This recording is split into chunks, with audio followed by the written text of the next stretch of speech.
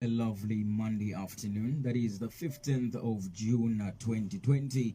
Dear listeners, we have been announcing this, and of course, it is that time of the day when we do have that special engagement. Dear listeners, this afternoon, I do have with me in studios the National Democratic Congress Party President, that is Dr. Chishimba Kambwili. And of course, our agenda this afternoon is mainly to center our issues of national interest. Dr. Kambwili, good afternoon and welcome to IOV Radio. Good afternoon and good afternoon to all the listeners. Mkwai, the last time we actually did this, we were interrupted by, Zesco. I hope that will not be the case this afternoon.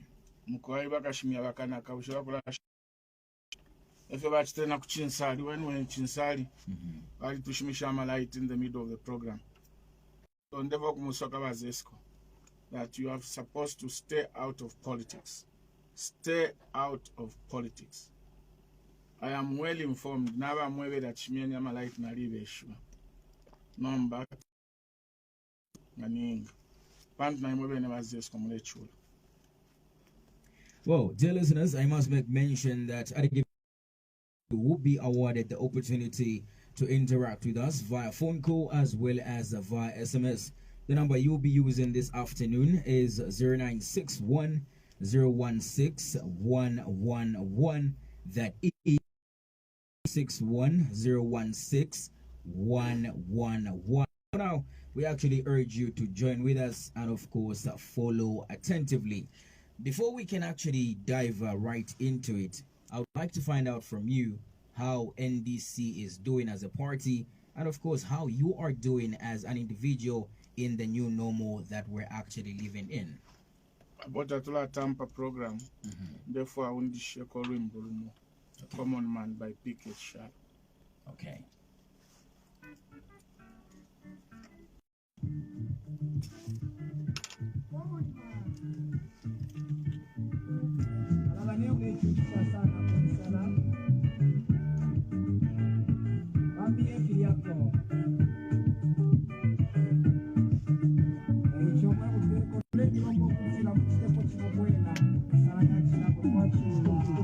So I'll just ask you to raise the mic a bit. Just raise the mic. Sounding low.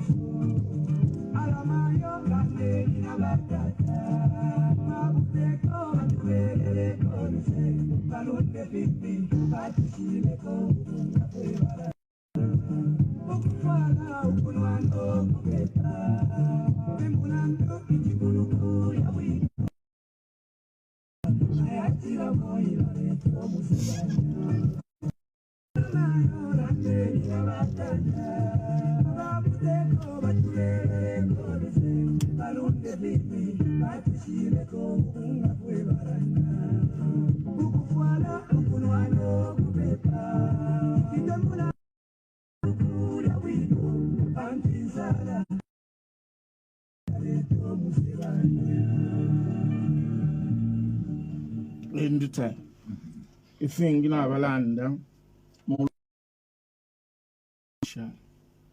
if when kwete kulunda pofi mwe bengi mwe bale kutika ni mwe ba common man sto ya buteko kuteka abantu ukumenya kulya na iringa n'emikalire y'abantu imitengo yanda na iringa n'emikalire y'abantu nomba ndakayi file chitika fyonse fintu fyali ya pamulu amata amalo taya pamulu abantu ababomba nga bafola lyonse kukwata headache kulwala emitwe not that bale fo kulwala tulupia luli muminwe nga bayikata ati bapange budget kufika pamweshi lule firo no kufika pateni okubaletile ensapato sha kusukulu abana okubaletila amasukulu abana ku balefwa ya mabuku tukanshi kulwala omwe eri wali mutuntu nomba ngo obuteko mfiro ku making sure okutila imitengo gamwafiro okutila imitengo ibwele panshi lundileni abantu lupia bakutila nga mwalundila balamba lupia ichi kintu kyabakwati kishingulukamo shimaini ngale follow lupia olusuma balaba leshicha mastoro abashibomba bala kwata olupia balaba shicha pa market bala kwata olupia na ababe ne baliche bayigo na bala kwata olupia nomba shimaini teacher kapokola zafu prison awada ngata bakwete olupia uluingi lwakutila bayeshita mu matuka bayeshita kuma bana market misalo amatomato yakulabo lafye abana kunganda bale chula ubu kweto obuteko tukweto bwabalungu is the worst government I have ever seen since the Kaunda. Mukaunde chale shupa abantu pia but tafya ifintu takwalifia kushita abantu ba chine bashimaini bale folenda meshu teacher inenda pela example bayama bali ni ba teacher baleti Emmanuel bwali alumbwe gatwaya kunganda kuli bayama muri sara lyabu teacher twale kwata breakfast twali yako something around lunch 1 o'clock twali obwali 16 hours twakwata tea na break okay 19 hours twali obwali aba amano aba very health abale moneka bwino na mushu wa mona mana kumona kwati kuntanshe kunuma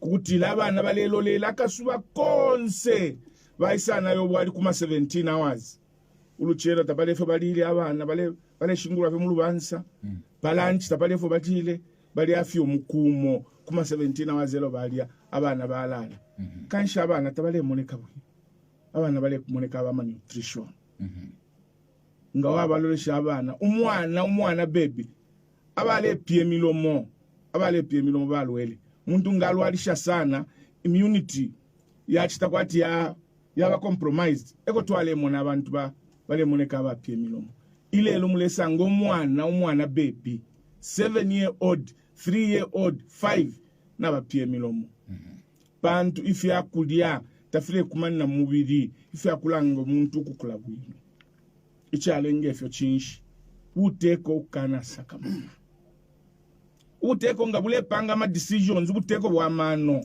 ngo uteko twalimo bwabasata twalesta chonza cyo telefo kuchita intanshi kuipusha bushe effect chikakwata ku bantu ni effect bushe decision nangu police telefo kupanga what effect will it have ngatwasango kutila the effect is negative ku bantu which state to chite. I'll give you an example. Okay. Kale abantu tampili okulila lundeni amalight. Ifolo twali mu government twaleba okutila okay nga twalunda amalight. Undile kota tubabikileko. Bala funya kuisesha kulipila amalight palishira twalalundako. Nga twalundila abantu indalama lelo. Twalafunya kuisendalama ngo buteko kwa kobati tulipile abantu kanshi chawa memitengo taile pamulu abantu yaikala pamopene pakutila mulechita balance ama decisions ile lo ndaba god ba made manda ba houseboy abenginga walolesha ama salaries yabo is below 1000 kwacha below 1000 kwacha so ilo mulelu ndobunga ngobuteko mufuile mwamona bushe ba made average family yaba made ni abantu abengi muri kino cyaro an average family is 6 but bamo bali kwata abana 12 bamo 15 bamo 10 bamo 8 bushobu bunganga twabika palifi bafishishe 150 because ubunga ndaka ule yangalila pama 140 150 160 170 elo muntu med alikwata abana 6 afola 500 kwacha pamweshi abana 6 bafile okuli obunga at least 2 bags by 50 kg elo mwabulo kutanomba bunga ngatu afisha 300 imifuko ibiri 150 300 pantu bunga bumo kumo kunchende na kufika na 200 umbi alifika na 220 elo buchitubule ya pamulu ngachakutila 150 300 muli 500 afola ya fe kubunga nga salad nga tomato ngo kufuala kwa abana ngo kulipile nganda mwasango kwa tifinta file kumanina ili ya root ku ile kango butekwa tawe tatwalundolo pia tuise kuma amantu enkana ma taxes imisongo na yokula lunda fie ukwabula okutontonkanya abantu nomba echilele nga abantu kuchula bantu ubuteko nabupumbusa tawishi befe yakushitamano na yabapela elonga mwamuno ubuteko bule chitefyo ninshubungo corruption na ichilamu bantu mwamona umuntu ubombesha sana tatino munankwe muklasi ngoli wa mano bayi bati kuli test kutemwa ndefua ya imbachile elo nangu bayi sayi bati mulenga wa mano sana kwa vata tukalemba test tukamone mulenga nga wa mano kunchila mwalemba wamuchila watila nalikuwa tama nombo muntu ngaleti n'abanankwe mu leadership mwishiwe ko it is a failure ba PF fale twe bati bali bombesha sana na bachita improve ichalo they have done the best kuchilevya achitreka unda kuchilevya achitre bonse bena fiba lungu na babombesha sana nomba lungu ngana babombesha chinshi baleti na ba opposition chinshi baletini nokuchitala waba nabo ukuchita mobilize filongani ifo ino nchitade tukwati ama meeting basichula banga baita meeting ya province baya kuli bakapokola tupeni permits tabakabapele dionse batwasuka due to secure national elections from section up to central committee bali tukani na ma permit that you cannot hold ama meetings because kuli covid. So ba PF na covid itakwaba covid yabafe kuli ba NDC na ba UPND matini ekumono kutila intungulushidi po ile tina banankwe tayabomba yalishwe kutila nga twaisa mukulanda na abantu bakeshibe chinka bakabasula eso bale tina elo muntu mwine nga mwenso and the opposition. We are supposed to operate as partners in development. But abanensu ba PF umulandu wa mwenso wafyo baiba, umulandu wa mwenso wafyo bunga bwa nina pamulu, umulandu wa mwenso ifyo ba teacher lelo ba teacher ba chindeme tetu basonkele nganda mu town kano baya sonkela servants quota. Bale tino kumfwecho. Bantu ndaka iba teacher I think basic pay is about 5,000, 5,500, 5,000, depending on the grade, whether you are head teacher, senior teacher or. Ngabafunya amaloni bapoka. Limbi bashala mo na 3,000. Muli 3,000 bali pile mwenganda. Ndaka iko aliwe nganda ya 1,000. Inganda on an average ilelo is about 2,000, close to 2,000. Ngani amana ndaya munchanga south. Amayanda ya kabundi nechile ngelefyo wele wabo pantu baona ula KCM lila KCM yali ni KCM imitengo yali kalamba sana ya mayanda ya kwa abantu tetuba bachitana afford nomba mulandu wakutira tapali fresh tika kumaini abantu abengita bale chitarenti amayanda efyo mutengo nomba abantu bakulaika alubana. You cannot solve a problem by creating another problem. Then you are not a leader. You are not fit to live. Nomba baticha nga chakutila balefilo okusonkela amayanda mu town balefilo cheba kulati no kya kuskulati nanguka ye baticha ukuikala nikumaiteneke. So ni shishwa wa nonkapo. Pantu baticha nabo bekala maiteneke. Baticha nabo tuikala muchwe mpala. Umuntu ngasambirila omuntu kufika pali buticha umuntu abakapokola abo musoja life yako ifile yako pamulu achini ababala bomba nomba ndaka 3/4 of the 7 quarters nangu ififishile ko ndaka ya guest wing tulotuma yanda bale kula mayadi twakunuma emule ikala baticha tetuba sonkele nganda ile ikalamba mwaishi batichalo na chipumbusa uwikalo nabonaika nomba baticha banasi bashimaini ngate basonkele amayanda ngabala bashibomba bale yakwi echo ndebe lokutila ifwenga ba NDC ngatwaisa mukuteka mwewe na Zambia ngatwatupela amaka. The cost of housing must be commensurate with the average earning of the people. The cost of houses must be commensurate with the average earnings of the people. Tekweba ati abantu abakwata fyolupia eba filo kwikala wino nokula sonkela mayanda yasuma. Baticha bale filo nokusonkele nganda ya mchuwe mpala. Bale filo nayo. Ichsheleko mwalale nga baticha, mwalale nga banasi bale ya mtu kebini. Iyo bali ya kuskulu, bali sambilila. Pantu uteko tabule tontonkanya. Mwaleka fya abantu bale lunda mayande chilunde. Indala mashaba ticha tashilundwa, indala mashaba shimaini tashilundwa, indala mashaba nesta tashilundwa, bakapokola tashilundwa.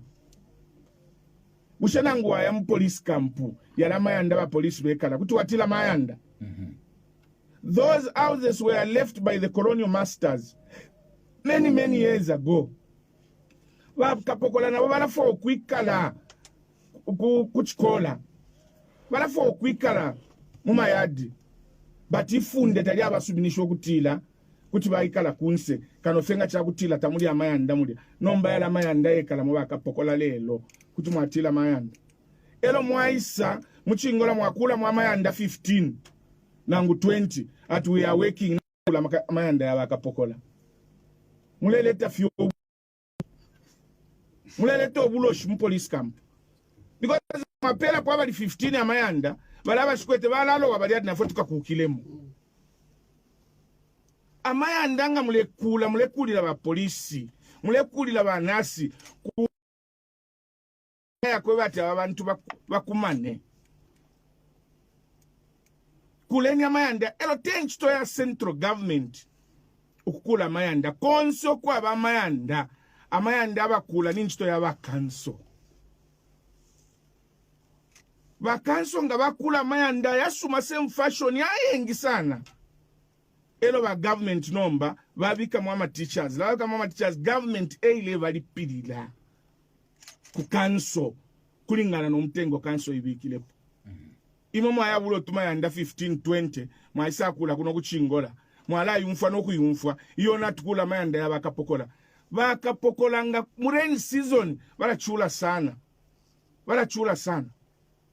nga kwaisa abeni bayipushanga nabaya ku nganda nkalamba bayipusha bawuso bali kusa nabaya ku toilet kutali ku noti ati tufida okulala ndati bali mu toilet mukati yanganda mu toilet nabaya ku toilet nga ile infula nga ile loko omuntu kuti ale isunkanye afye nababwe chine mwatila muri buteko.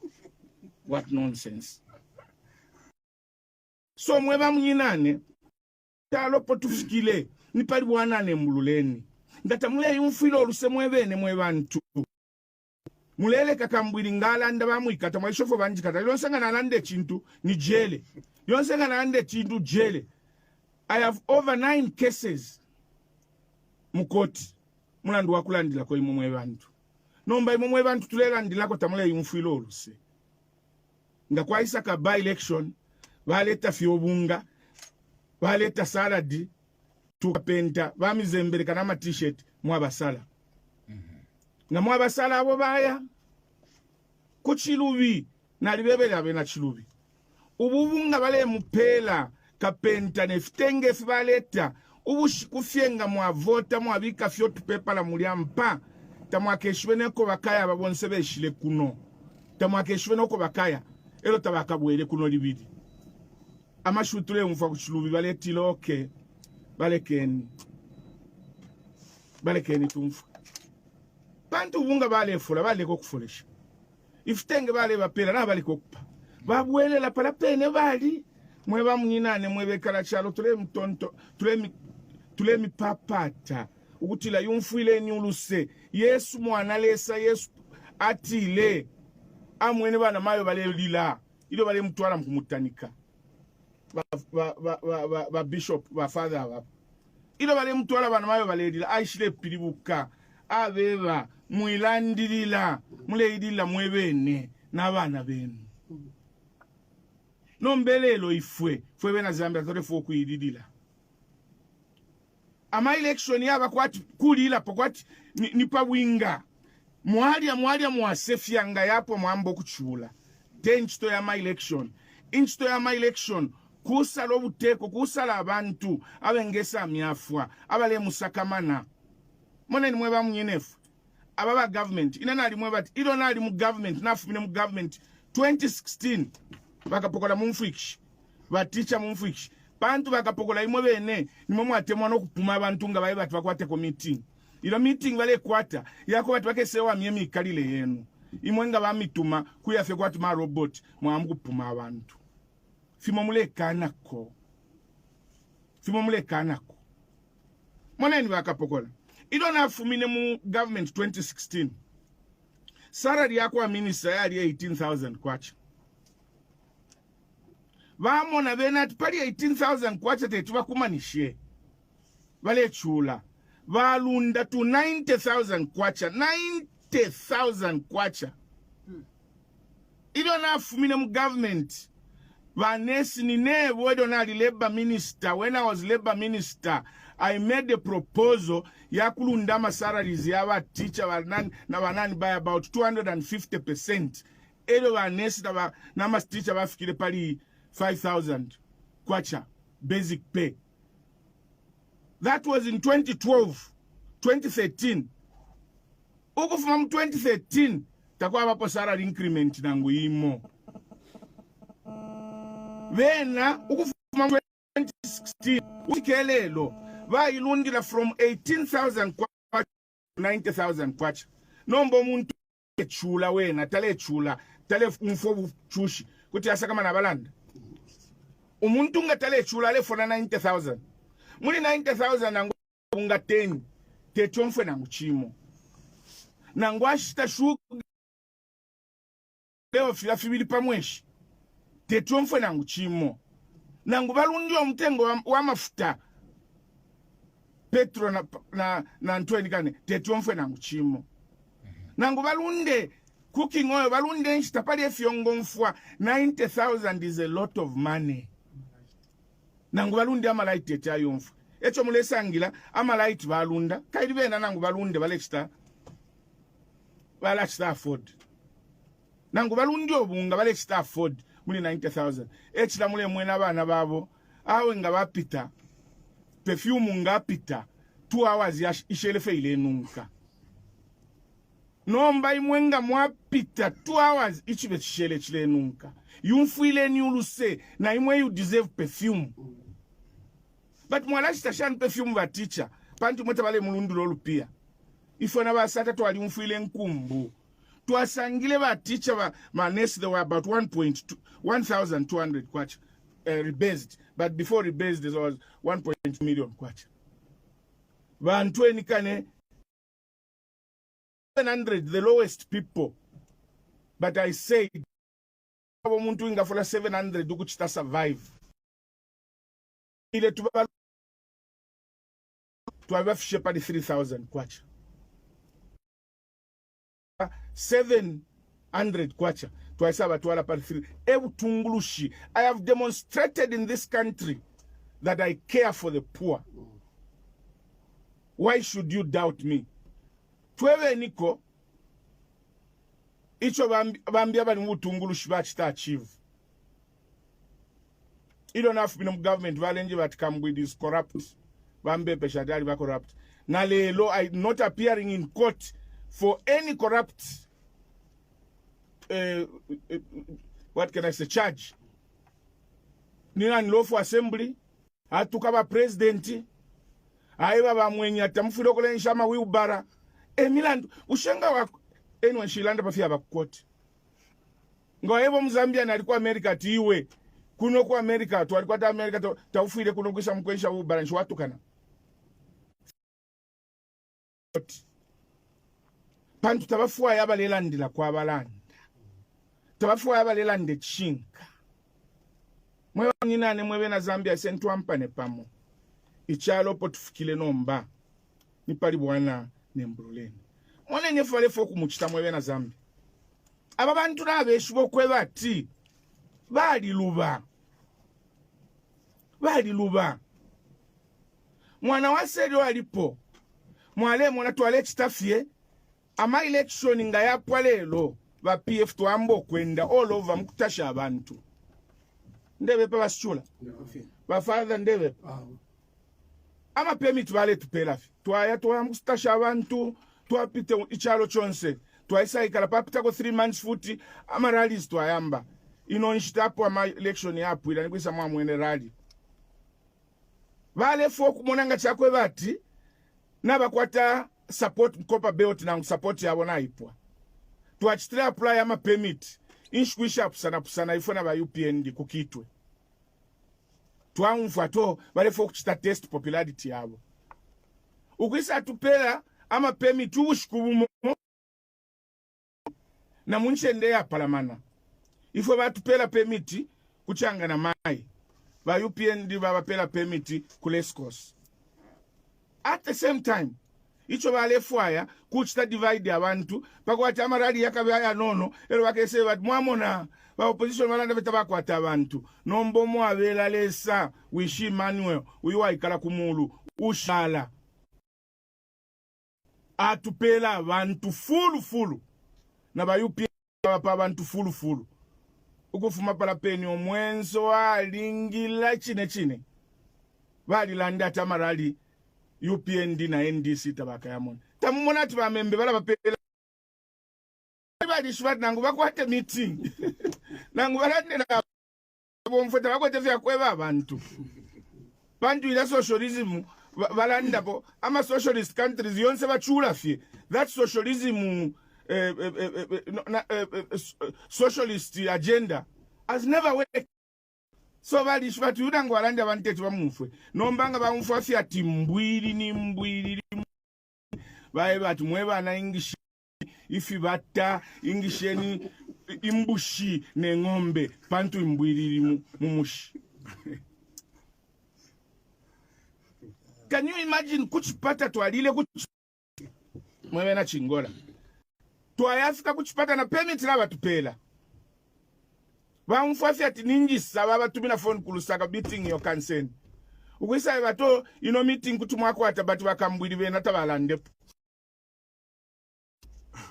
nga mulefo kwata meeting bakambwiri babwelelemo fuma muno muchipata bafika nangwa tukatete elo mwambe meeting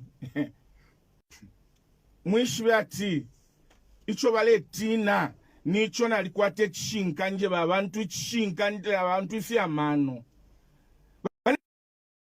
bakuli inenge fimule umfelo tabalede bonsama tuyali kuno pano ndelanda na ku state house bale umfefyo ndelanda umfwi kishemu na ufilo kuteke chalo na ufilo munyina elo omuntu nga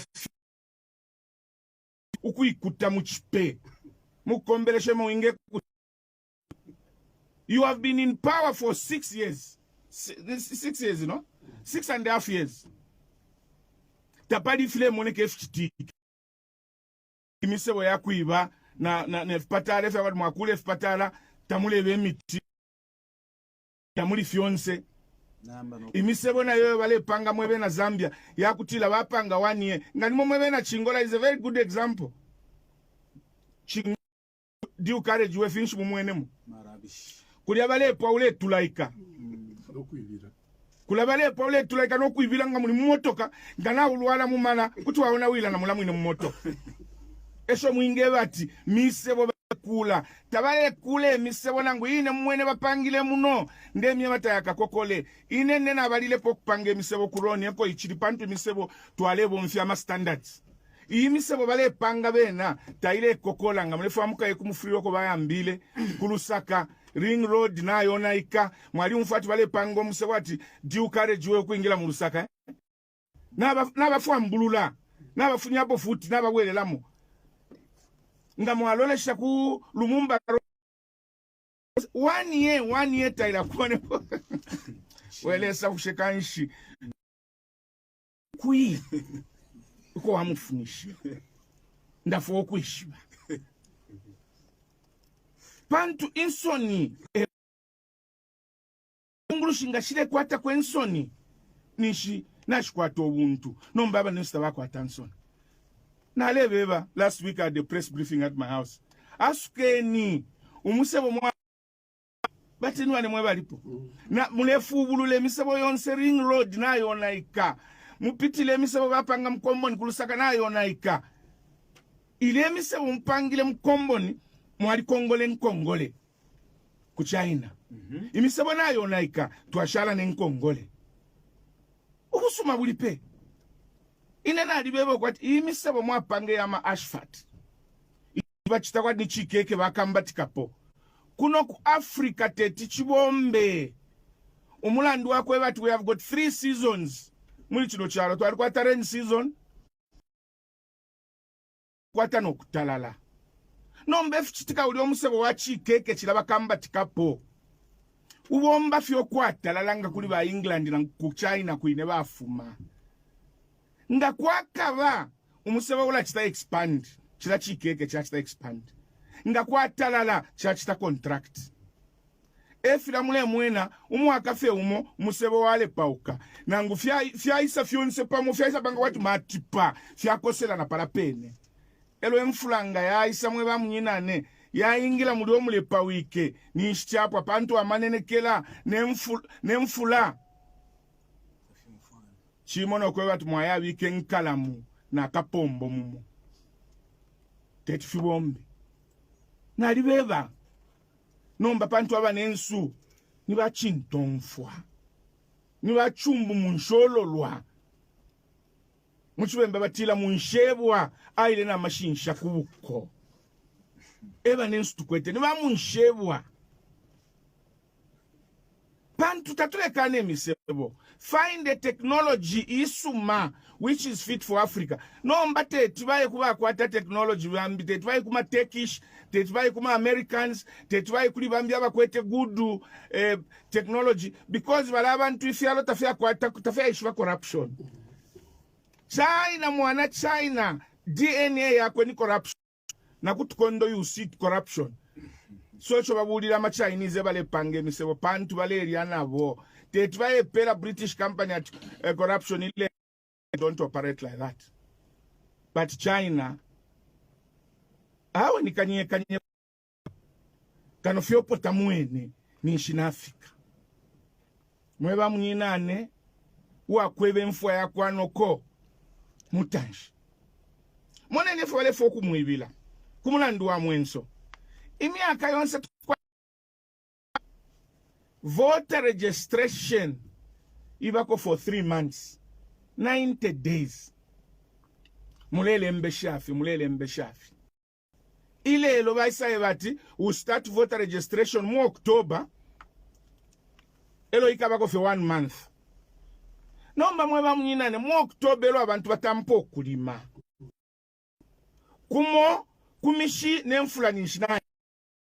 Ichitungu cha Northern Province, Luapula, Muchingi, Western ni nshimfula na yamba bayishiboko bati ngatwambo kulembesha mu October abantu bakababize bakaya kumabala kufifuani mukulima bakuti bakwate efi yakuli tabaka kwate nshita yakulembesha bale tina abantu kulembesha obwingi ukuchilisha mo ba youth bantu ba youth ndaka ile bale chulisha ifwelo twali ba youth twale fwa afuma ku skulu kusala kofie ngole fwa yo kuya ku college ulefo kuya ku because ama university landa shitata yafikile so choice ya ku university yo to akwete balesa la febali abadile sana but abashala kuya kuma college kuma TVTC Chingola accountancy na kumbi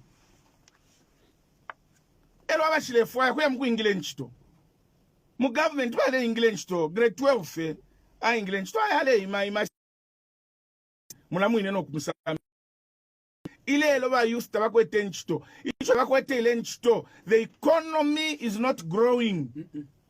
The economy is not growing. You cannot create employment.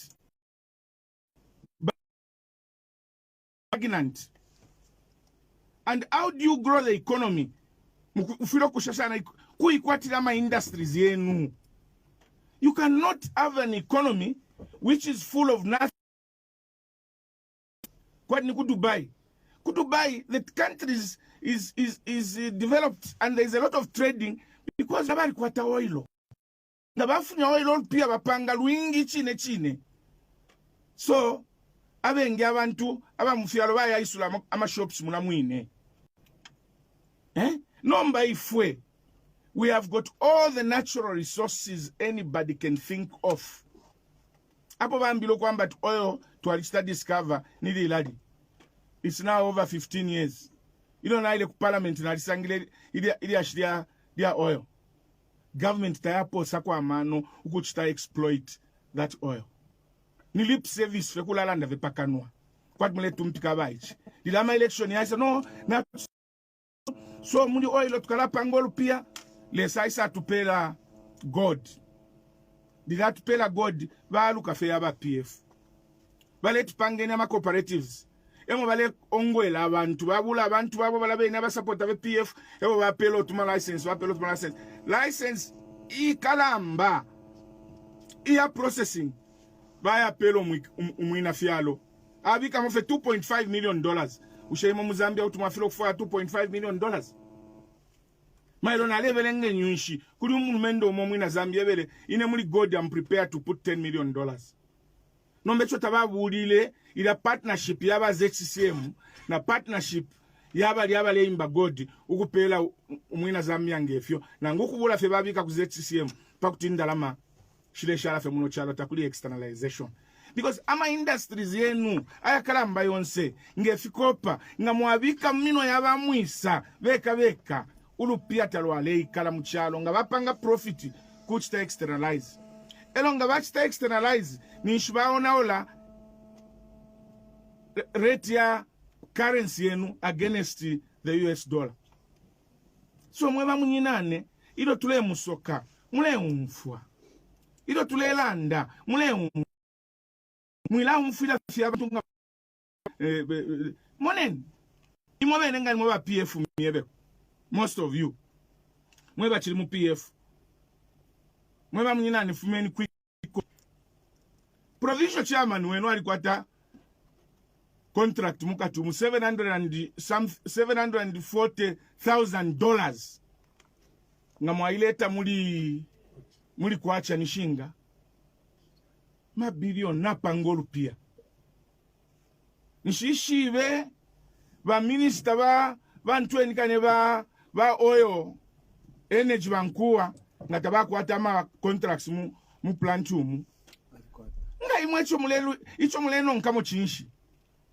moneni aba bantu balechita create ubupina nga bachita create ubupina balunda obunga umutengo wabunga kulunda mufulo mwebe na Zambia mufulo it is a calculated move icho bachitire fira bayiberati umutengo wabunga wepa mulo elefo tukale shito bungo bwingi nango amataba twagayo obunga twaisaba folesha bakula tu support alionse nombo bunga bamifolesha mikwinga ngabaleta rangu tuma bags doto inato ba president na batumo kupelo bunga 1500 chingola yonse mwa ba 1500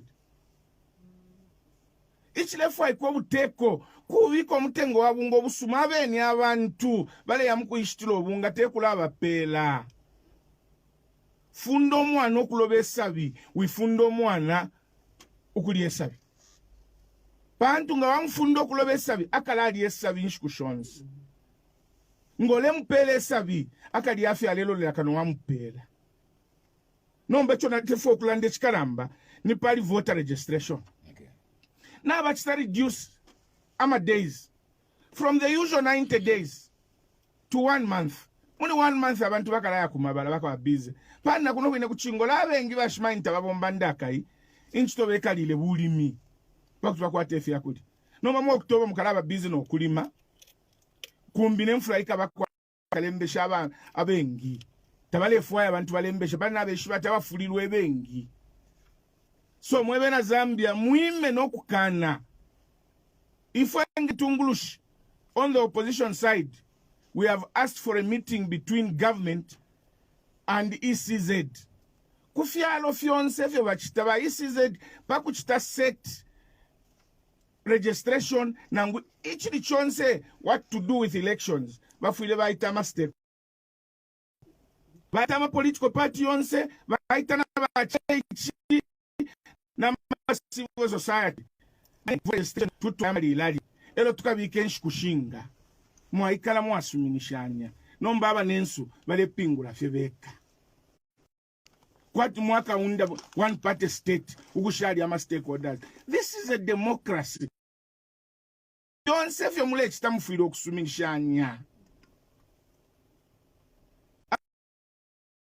Bambo kubatinya. Usheni muchalo nshu muntu nga boma niyenga ba minister okufunyako fe Muzambi. Because boma nangu mukanso, bukansela tete abombe. Amano yakwe yabuka ponya, ya mu street, flafine ale fwala chiovalo chirati ati Dayad efya mulinga enchito yakwe yakupuma abantu nga bamati kapume. Nomba mweba iche mwila konkeresha boma nfilale chitefe yakupuma abantu. Mwila puma abantu nga bamituma. Ama politics tekulwa kulanda nga fino ndelanda ukuchimfyanya pama ideas ema politics ifwenga twaisa tukesa chitefi ifwenga twaisa tukesa chitefi efe balufyenya abanensu nifi efe tabale chitanifi ema politics tekula puma abantu fya budayad nomba afifunya muri ovalo afileta muri suit ushe suit yakulwilamu bantu ba minister bafilo kufuala masuit emwale tefiko muri suit umuntu ngana fuala suit nishina chindama ngani nkumusha abantu batila alikwata masuti yabidi ali bwino afuala fe pasande pa ya ku church nomba bene mubaya leta ukulapuma abantu ukulatinya abantu muri suit. What a country we live in. Okay, Dr. Gambwili, before we can actually talk more about Mr. Bowman Lusambo, I do have a question in line with him. I still want us to draw back to NDC as a party, where we now have Mr. George Strula as the Copper Belt chairperson. Now, my main question to you as the party leader is, why was Mr. Strula hired, or should I say appointed, is just a new member in NDC? Chilombela fyo mchele. Ichilowele chilombela fyo mchele. I have worked with George Strula. I have before in PF. Okay. I know they are very good organizers. Kuno Copper Belt, we had a very strong provincial chairman, Mr. Chipoka Mulenga. Well done. Ababe never KCM aba. Bamona Chipoka Mulenga lionse pano pa radio. Alebe baba government ife tabatebe no pantu KCM nomba ya lugani government. Walishu bejo def. Bamu bulo mwaite very qualified mining engineer. Bamu chita transfer kuna mpundwe bakutubepa yeshu voice ile ya kwa Chikopa Mukopa Belt na muno mchingola. Nomba lesa ni mali binganya na pafyo tushita. Elo kabili lesa wesu talala. Basichula bantu mina phone bakambwiri awe inende fo kumujoina nasango kutila MPF mu tamuli ichilimo ichilowele chilongela fi chilombela fi omuchele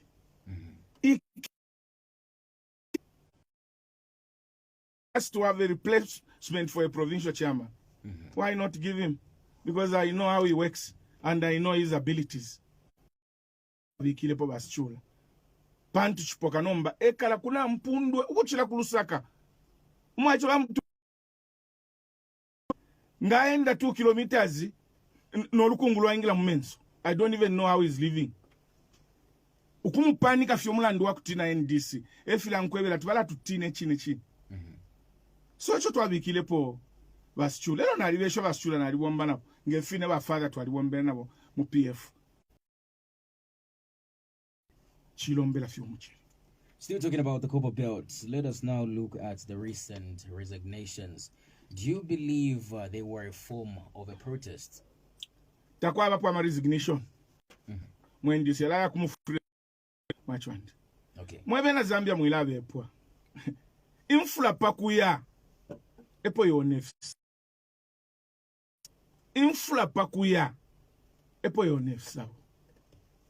Kolwashila bendwa enda fimo bantu ngana landa na pulisha tubatila ale tukana kolwashila bengwa enda fimo ababa nensu ba MMD ba PF bali ba infiltrated by MMD ile misango yakwete ba MMD ibabwesha ama defection yabufi efe bale chita mu 2011 ba mu 2010 2011 ba MMD tamule ibukisha no not pokela abantu from PF abantu laba fuma mu PF.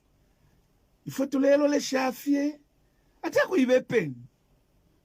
What happened in 2011? They lost elections. Nga abantu bale batu bali sta defect bali kui. Let me give you another example. Ku Northwestern province. The ukwali ama elections. Baishle bati abantu muwadila ino mani. Abafubina na councillor 3,000 people. 3,000 people have defected from PF